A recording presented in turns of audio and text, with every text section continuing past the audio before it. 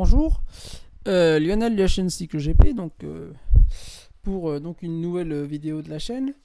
Donc j'ai décidé de consacrer la nouvelle vidéo qui doit être à peu près qui doit être la cinquième, ouais, la quatrième de la chaîne, oui, qui est la quatrième de la chaîne, donc Cycle GP.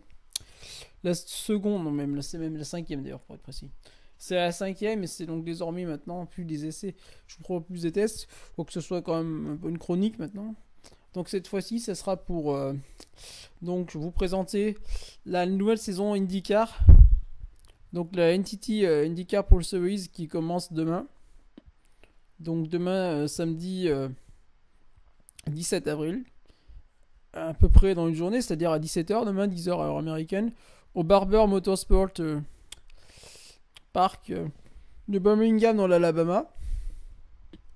Pour ce début, puisqu'effectivement le début initial de la saison devait être normalement à Long Beach, mais bon, Long Beach a été repoussé, Saint-Pétersbourg également a été repoussé la semaine prochaine. Donc on a un début un peu atypique, bon, d'ailleurs, vu la situation actuelle d'ailleurs. Donc là, cette saison, effectivement, c'est la 13e du championnat réunifié, effectivement, IndyCar. Ça sera la 26e mouture de l'IRL qui a été créée en 1996 suite au split de 1995 entre Tony George d'un côté et Indianapolis.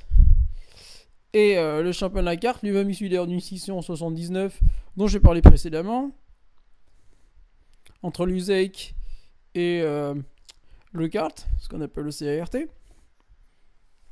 Donc ensuite, voilà, donc c'est un championnat. Donc en fait, la principale scission à l'origine de cette scission, à l'origine d'ailleurs, ça venait en fait tout simplement, l'IRL en fait voulait se rapprocher de revenir aux origines, c'est-à-dire une série américaine sur des ovales. Sur des ovales avec des pilotes plutôt des pilotes nationaux, ce qui s'est plus trop mis en valeur, alors que le kart, c'est justement les coûts avaient explosé avec des voitures c'est moins chères. Donc le kart lui était effectivement plus international, avec notamment pas mal d'anciens pilotes de Formule 1, de pilotes qui allaient faire de la Formule 1, qui étaient passés par les séries européennes, beaucoup des Européens. Puis plus tard dans les années 2000, donc on a également une série qui va se rendre en Europe après un premier galop d'essai, d'ailleurs au final en 1978 d'ailleurs à Silverstone et Bronsach. Mais donc là c'est tout. Et puis ensuite à Motegi d'ailleurs également dans les années 2000. Dans les années 2006, dans les années 2000 également on aura Motegi mais en IRL. En 98 on a Motegi, donc effectivement on a ensuite. Donc déjà une première comment c'est déjà une première incartade pour l'IRL. Le kart, elle effectivement se rendra déjà à Surfers Paradise, souvent en conclusion au début de saison. Mais partira ensuite en Europe, donc effectivement en Allemagne et en Angleterre dans un premier temps, puis ensuite pour finir à la fin de la série en Belgique et aux Pays-Bas. Jusqu'au donc à l'épreuve de Long Beach il y a 13 ans en 2008, où cette épreuve marque la dernière du championnat Champ Car, qui est devenu Champ Car entre temps, et la fusion avec le championnat IRL qui a fini par gagner parce qu'effectivement les grosses sécuristes ont rejoint le championnat, donc les principaux pilotes. On a eu une inversion totale dans les années 2000, post-2001, justement après le 11 septembre notamment, en raison des coûts. Donc, ce championnat va mettre un peu de temps à se lancer, jusqu'à peu près en 2012-2013 à peu près, où ça redevient effectivement le second championnat majeur au niveau mondial, à peu près derrière la Formule 1. Parce que bon, sachant qu'effectivement, ça avait été longtemps, ce championnat a été longtemps au milieu. Entre la fin des années 80 et le début des années 2000, c'était vraiment un très sérieux concurrent à la F3000 européenne et à la Nippon japonaise. Donc voilà, ainsi cheminement, donc on arrive à cette année. Donc cette année, donc 2021, après une saison 2020, comme toutes les séries automobiles qui a été fortement perturbée par la Covid. Si on a le droit de le dire, d'ailleurs, c'est pas le virus à couronne, comme je dirais, pour être précis. Donc ainsi donc en 2021 effectivement, donc on a une saison effectivement sans doute qui sera encore avec des restrictions, puisqu'on a encore malheureusement aux États-Unis une situation qui est quand même assez compliquée quand même. Mais donc on a un début de championnat, donc c'est demain. Voilà. Donc et avec déjà dans un mois l'épreuve phare des championnats, c'est-à-dire les 500 miles d'Indianapolis, normalement prévu fin mai. Sauf s'il y a un report, comme l'an dernier au mois d'août par exemple. Mais normalement, voilà. Donc, ça sera une des épreuves de la triple couronne, d'ailleurs, avec les 24 heures et le Grand Prix de Monaco, ou le Super Dimanche également, effectivement, avec la course la plus longue de la série NASCAR à Charlotte, normalement, qui a parfois été tentée d'ailleurs.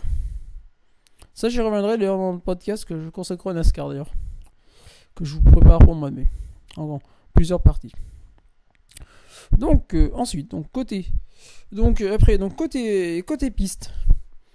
Côté piste, déjà dans un premier temps, donc l'événement un peu cette année, au niveau côté piste, c'est l'apparition d'un nouveau Grand Prix. Donc l'apparition d'un nouveau Grand Prix qui est plus ou moins parrainé par Justin Timberlake, donc par le chanteur, par le rappeur américain, par Justin Timberlake effectivement. Donc le Grand Prix de Nashville, et également par Hinchcliffe également, qui sponsorise également, puisque lui il est natal par Newgarden d'ailleurs, parce que Hinchcliffe est canadien. Hinchcliffe sera un des favoris avec Newgarden. Newgarden, effectivement, qui est natif de la banlieue de Nashville, notamment, qui voulait donc faire revenir un peu l'Indy dans son pays. Donc, puisque ça avait été abandonné il y a près de 15 ans, à peu près, maintenant. Donc, ça fait partie donc, du nouveau Grand Prix. Sachant que l'année dernière, on a eu trois annulations qui sont encore poursuivies cette année avec la Covid, notamment. Donc, on a l'Iowa Speedway, effectivement, Richmond, d'ailleurs, justement, où la NASCAR va ce week-end, à Richmond. Et on a également le COTA. Le COTA, lui, par contre, il est passé au NASCAR. Il est passé au NASCAR au mois de mai. Voilà. Ça sera intéressant d'ailleurs de voir les grosses voitures recouvertes avec des gros V8 sur le circuit d'Austin, pour faire un comparatif d'ailleurs. Un peu. C'est pas d'ailleurs, je pense que ça donnera une belle course, je pense. Donc, on a moins d'ovales, donc cette année, d'ailleurs, on a 3 ovales. Donc, bon, ce qui confirme un peu, ce qui revient un peu à ce qu'on avait en kart, par exemple, à la fin des années 2000, dans les années 2000, à la fin des années 90. Alors, pas trop d'ovales, mais beaucoup de circuits routiers à l'européenne. D'où d'ailleurs, certainement d'ailleurs, une volonté pour cela qu'on a beaucoup de pilotes européens. Parce que ça nous rappelle un petit circuit, une petite piste avec des virages. Donc, on aura donc également cette année 6 pistes urbaines, dont la nouvelle à Nashville, comme je vous l'expliquais. Et d'ailleurs, Nashville, c'est la première tentative de piste urbaine, d'ailleurs, depuis les échecs de Baltimore, de Ryan Palt à Houston, et même celui-ci qui n'a jamais vu le jour à Boston. Puisqu'on a un projet de piste à Boston qui n'a jamais vu le jour. Donc, en fait, la majorité des pistes en Indy, effectivement, ce sont des pistes assez anciennes, d'ailleurs. On a donc le classique Long Beach qui a rejoint l'Indy en 84 sous l'impulsion de son promoteur Chris Spook, qui était également le promoteur du kart, du Champ Car, en 1984, parce que Bernie Ecclestone, effectivement, il était assez lassé des pratiques de Bernie Ecclestone, c'est-à-dire d'augmenter les prix. Donc Mid Ohio également, qui est encore plus vieux depuis 1980, Road America, El Kart Lake depuis 82, et surtout Indianapolis qui se court depuis 1911. Sachant que Indianapolis n'est même pas la première course, puisque la première course de AAA, donc c'est-à-dire l'ancêtre encore du championnat IndyCar, sanctionné par les AA, USA, donc maintenant c'est-à-dire l'Indy, notamment, donc remonte à 1905. Sur des cendrés, sur à peu près une dizaine de courses. Donc Indianapolis est une organisation effectivement de ces courses il y a donc 110 ans maintenant. Donc voilà, donc avec d'ailleurs des victoires françaises au début, avant celle de Pagenaud. Et donc effectivement la plupart des pistes utilisées à l'heure actuelle, c'est les anciennes pistes de championnat de cartes au final. Qui sont pas. Donc il y a des variations, mais au final il y a quand même assez peu de variations de championnat de cartes. C'est comme en Formule 1, ça reste assez stable, on a des grands classiques avec quelques ajouts. Voilà, donc la saison, elle va débuter dimanche, avec une semaine de décalage par rapport à l'origine, puisque l'origine, elle devait débuter la semaine dernière à Saint Petersburg, en Floride, mais ça a été décalé à la semaine prochaine. Donc, on a le circuit Ski Barber, donc cette semaine, donc qui débute le championnat de l'Alabama, Birmingham, pour skier sa 10e édition, puisque ça aurait été la 11e, l'année dernière, ça avait été annulé pour cause de Covid. C'était en début de crise, on les a pas pu reporter, ça avait été annulé.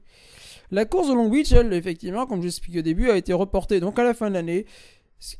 Pour sa 39e édition, elle a été reportée à la fin de l'année au 26 septembre. Ce qui sera normalement le final de saison, mais on peut s'attendre effectivement que cette année ne soit pas forcément la finale. Il peut y avoir des reports. Donc effectivement, ça change de l'habitude. Effectivement, où Long Beach ouvrait la saison, c'était la tradition depuis les années 80, effectivement, où Long Beach ouvrait la saison. Saint-Petersburg, effectivement, sera la semaine prochaine et sera effectivement, normalement, Saint-Petersburg ouvrait le championnat kart, puis ensuite le championnat Indy depuis 2002. Donc, c'est-à-dire 20 éditions. Et donc, comme je l'expliquais, donc nous aurons une nouvelle édition au mois d'août, la semaine du 6-8 août à peu près, à Nashville. Donc à Nashville en Tennessee, capitale autoproclamée de la musique, effectivement, ville connue plutôt pour la musique, pour la country, pour être une ville importante dans la country, dans la soul, un peu, effectivement, dans le funk, un peu dans le R&B également. Voilà. Donc ça marque le retour, effectivement, près de 15 ans, effectivement, puisqu'on n'avait plus de course depuis sur la ville à Nashville, depuis le Nashville Super Speedway, qui est bien connu en NASCAR également, en NASCAR et en ARCA Series, qui s'était couru entre 2001 et 2008. Donc la piste, effectivement, c'est une piste donc au final assez peu sinueuse, 11 virages, c'est pas trop non plus, on a vu bien pire, pour 3,5 km. Donc le maire de la commune et Jeff Newgarden, effectivement, sont les principaux promoteurs, avec Justin Timberlake également, qui est de la région également, pour ce circuit. Donc voilà. Dont le thème, effectivement, dont le circuit s'articulera effectivement à côté du stade Nissan, donc le stade du club de foot américain, notamment de la ville, et de baseball également, en partie, parfois. C'est pas possible pour le baseball, ou pour le catch, quand on avait du catch également. Donc les caractéristiques les plus notables, c'est une très grande ligne droite, 1 km, ce qui est effectivement très long pour les États-Unis. Pour un circuit aux États-Unis, c'est très long. On n'est pas en Formule 1, c'est-à-dire que le circuit de Bakou, ça n'existe pas avec une ligne de 2 km là-bas. Donc, qui va passer ensuite sur le pont commémoratif des vétérans de la guerre de Corée. Ensuite, ça enjambe le River Cumberland. Et donc, ce qui en fait, et c'est vrai que c'est extrêmement rare, une des rares courses à traverser l'enjambée d'eau. Bon, on a Singapour également Formule 1.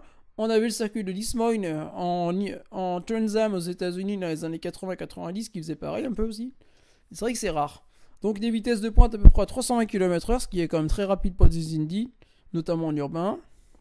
Une piste finalement assez large, 11 mètres, avec une largeur maximum de 24 mètres, ce qui est extrêmement large pour une piste de... Voilà. On aura également donc en support, justement la série Trans Am qui sera en support. Et donc effectivement... Et donc, par contre, on aura également une autre effectivement particularité, c'est un peu comme on avait sur le circuit de Long Beach quand on court en Formule 1. On a l'emplacement des puits qui sera un emplacement différent du départ. Ouais, comme à Long Beach, un peu pareil. Donc effectivement, voilà, bon. Et donc cette piste cette piste est conçue pour tout ce qui est partie technique par les étudiants de l'université de la Middle Tennessee State University, effectivement, qui ont créé donc des murs un peu spéciaux, justement, pour essayer de sur le test un peu plus sûr, comme avait été fait avec la SAFER, notamment. Ça aussi, c'est pas, je reparlerai un peu plus tard, dans le mois de mai, parce que bon, j'ai fait un sujet que je suis en train de me préparer dessus. Donc voilà, donc effectivement, ça sera aussi la manière de fêter, et ça je vais vous en parler la semaine prochaine, les 20 ans.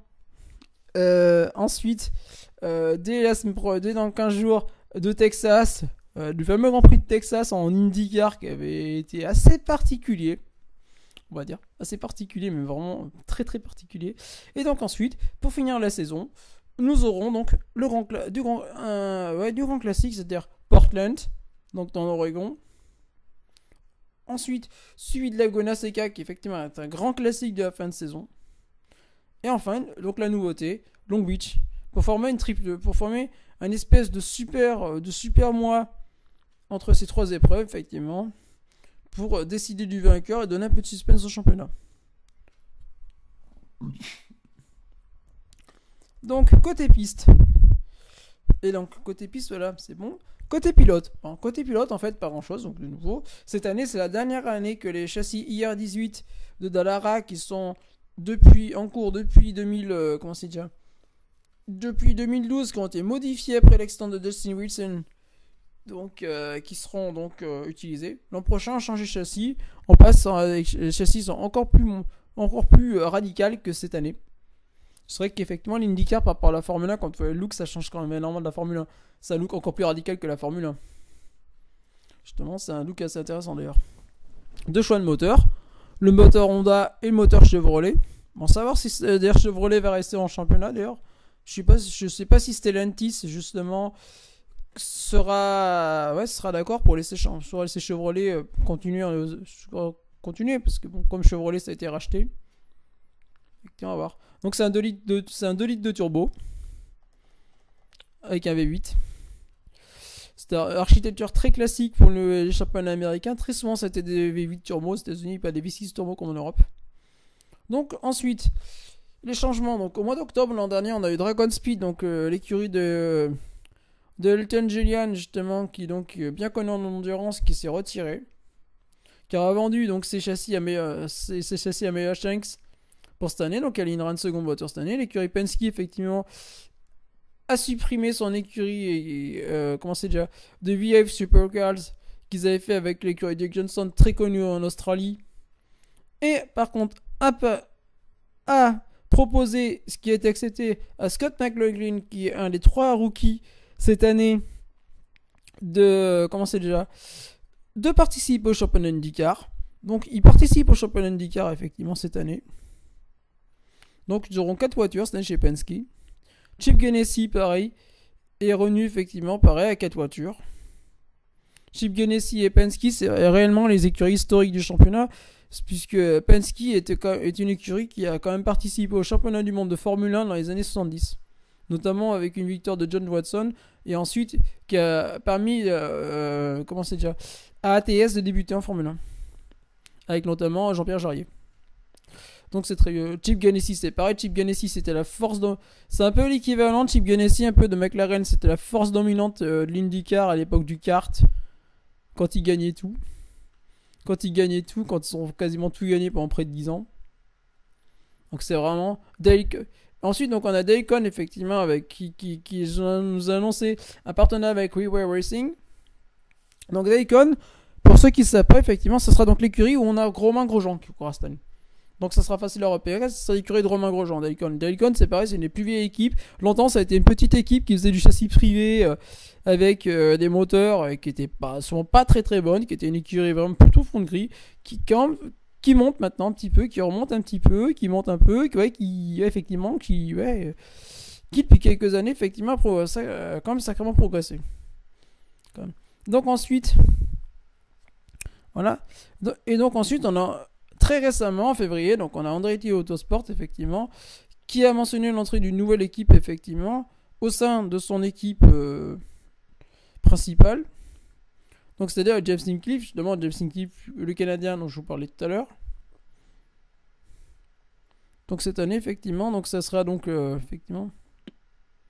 Et donc cette année, ça sera la Andretti Aldring Steinbrenner Autosport, parce que effectivement George Steinbrenner Ford est redevenu partenaire, contrairement à d'autres années. Bon. Voilà, donc 31 pilotes cette année. 10 Américains, 21 étrangers, donc vous voyez, c'est encore un championnat quand même qui effectivement se rapproche comme du championnat kart des années 90, quand même, qui est déséquilibré, plus d'étrangers que d'Américains.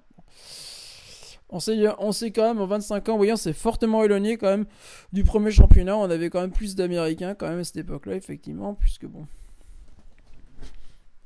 que de pilotes européens qui étaient restés fidèles au CRT.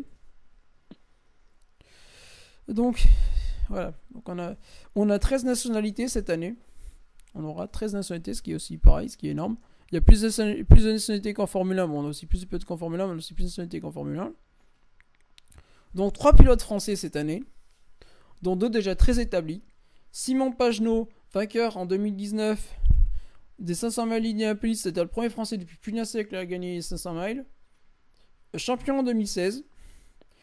Candidat chaque année depuis à peu près justement 2015-2016 au titre, très régulier. Donc un pilote d'ailleurs qui est bien plus connu aux États-Unis qu'en France, Simon Pagenaud, ça qui est marrant, c'est un mec de grand talent qui aurait largement eu sa place en Formule 1, je pense, mais bon voilà, donc un pilote effectivement. Donc c'est notre tête de pont aux États-Unis. Ensuite, Sébastien Bourdin, l'ancien L'ancien, le maître à penser, un peu le maître Yoda, un peu en IndyCar, un peu. 16e saison en IndyCar depuis 2002, c'était à presque 20 ans. Où quand l'écurie Arrows a sombré, il avait dû trouver refuge aux États-Unis chez Newman-Haas, qui était, bon, Newman par exemple, c'est pareil, c'est une écurie qui est un peu tombée maintenant. Mais Newman, c'était pareil, c'était en fait Newman, Chip Ganassi et, comment c'est déjà Tim Penske, c'était Big Three aux États-Unis. C'était vraiment les trois grosses équipes majeures aux États-Unis. Voilà. Donc lui, il était parti chez Newman. Il avait effectivement, il a fait les beaux jours de la fin de la série Indy en gagnant 4 titres avant de passer en format chez Toro Rosso avec l'issue qu'on connaît.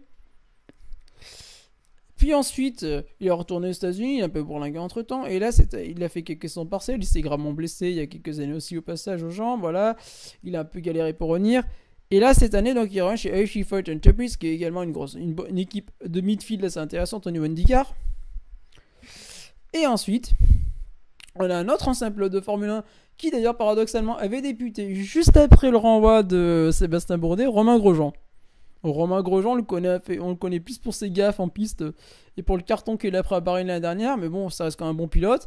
Et donc cette année, il a décidé de débuter chez Dale Coyne, donc des écuries plutôt de midfield, sur les pistes routières. Parce que bon, comme il l'expliquait, il a peur des ovales. Effectivement, les ovales, on est en Europe, on n'a pas cette... voilà. On n'a pas cette culture des ovales. Donc Romain Grosjean qui débute, et donc effectivement il sera je pense très intéressant de voir ce que va donner Romain Grosjean, comme le prochain débutant et dernier débutant que je ne vous ai pas présenté, parce que je vous ai déjà présenté le troisième, donc là je vous présente le dernier, Jimmy Johnson. Donc Jimmy Johnson, pour les gens qui ne sont pas au fait de la culture américaine, c'est un septuple champion du monde de NASCAR, c'est le recordman avec Dale Earnhardt Sr. et Richard Petty des titres en NASCAR. C'est l'équivalent de Lewis Hamilton aux États-Unis ou de Michael Schumacher, c'est-à-dire en termes de titres. C'est un des plus grands champions de discipline qui a commencé il y a 20 ans en 2000 dans le championnat américain d'Indy, de NASCAR, qui avant la NASCAR faisait du tout-terrain. Il a fait de la moto d'ailleurs. Avant, Jimmy Johnson, il a commencé par le motocross d'ailleurs à l'origine. Donc c'est son dernier défi. Voilà, en fait, il avait fait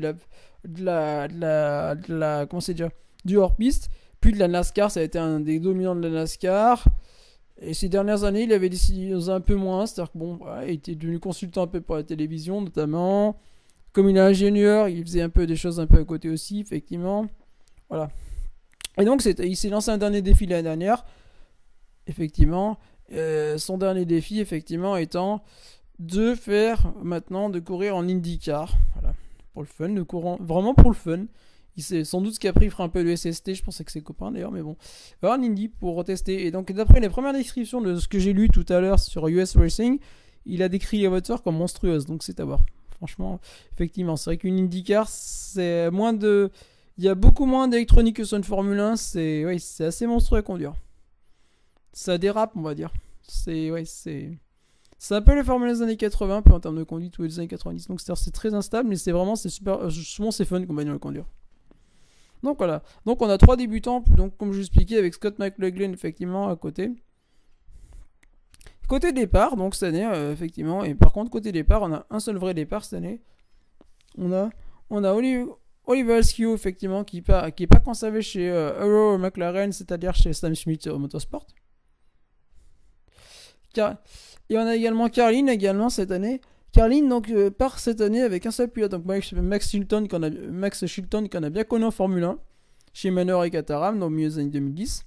Connor Daly effectivement, lui va par exemple, qui était pilote chez eux, le fils d'Eric Daly, bien connu en Formule 1 également, lui va commencer déjà, alternera son autre plusieurs écuries.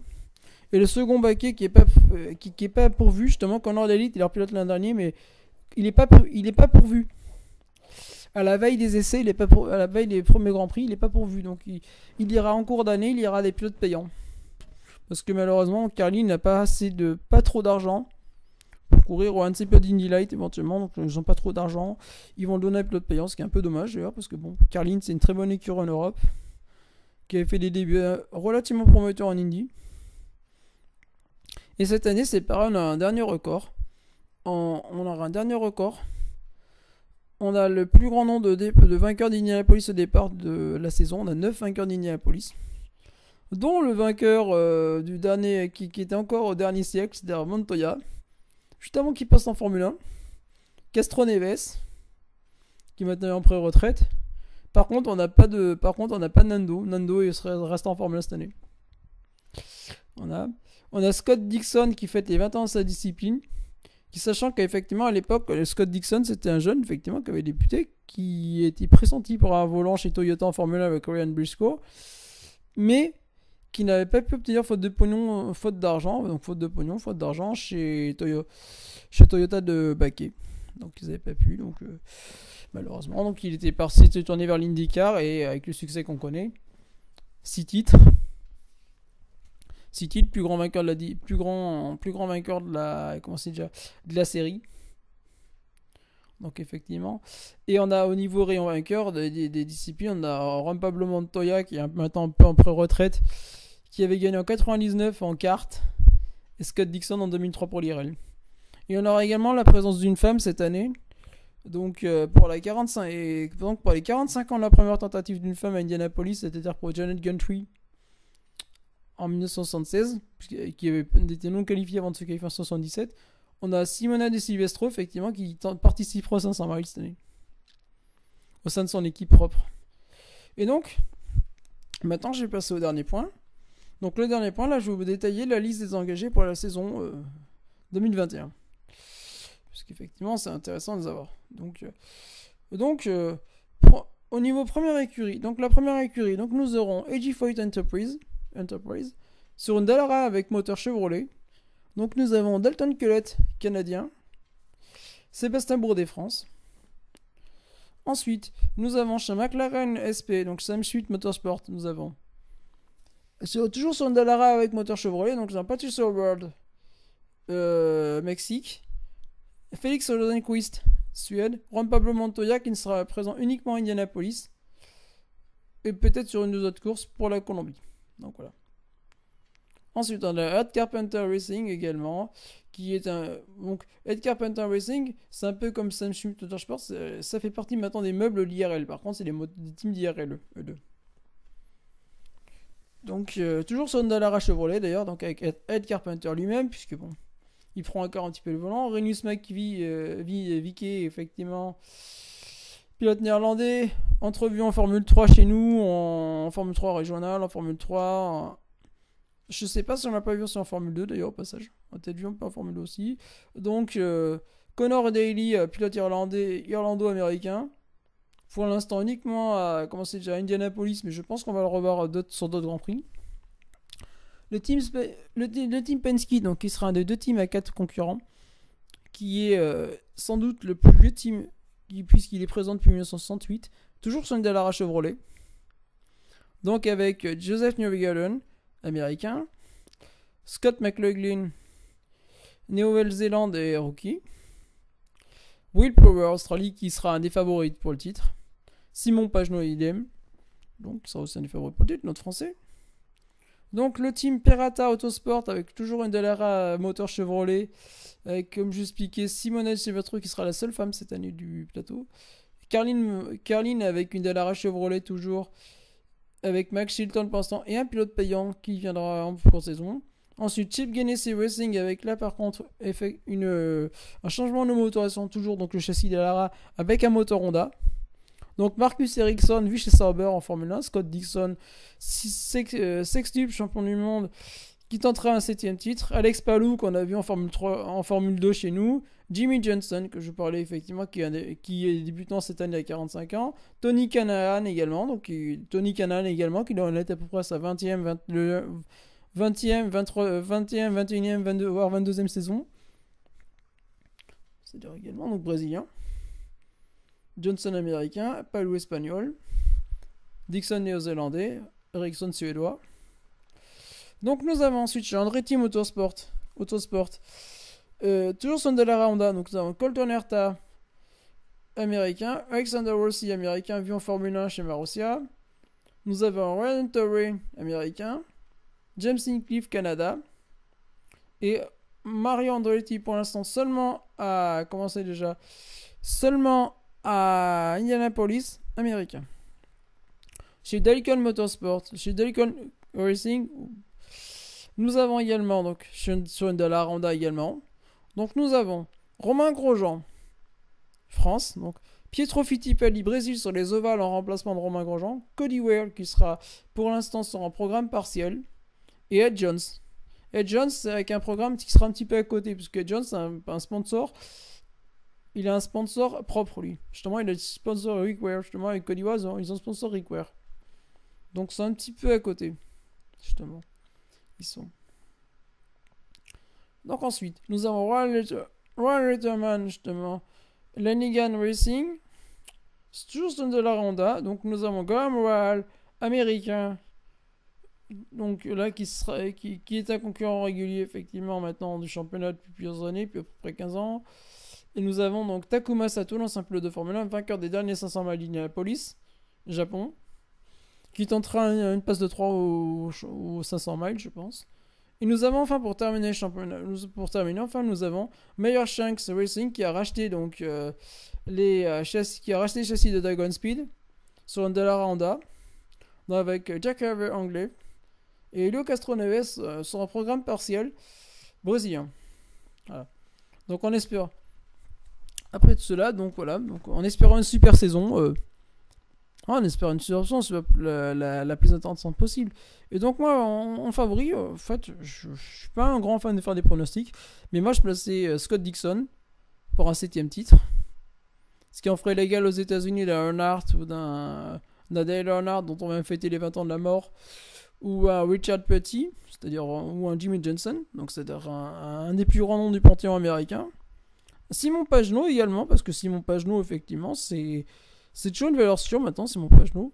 Will Power, qui était vraiment, effectivement, pareil, c'est une valeur sûre aux États-Unis depuis l'Australien depuis un très grand nombre d'années maintenant. Takuma Sato, c'est un pilote qui, effectivement, qui depuis qu'il est passé en Indy, maintenant, c'est de s'affirmer. Et Joseph Newgarden, effectivement, qui est pareil, qui a terminé 2ème l'année dernière et qui est toujours un pilote régulier. Et donc, enfin, pour conclure, dès demain 17h, on va voir ce que Jimmy Johnson et Romain Grosjean vont donner maintenant. Donc, c'était. Voilà, donc, ouais, ceux qui vont donner pour cette saison. Puisque ça sera intéressant à voir. Donc, voilà, en conclusion. Donc, c'était Lionel Rosière de la chaîne Cyclo GP. Au revoir et bonne soirée. Et puis, pour ceux qui auront l'occasion de le regarder, bonne course d'IndyCar ce dimanche. Au revoir.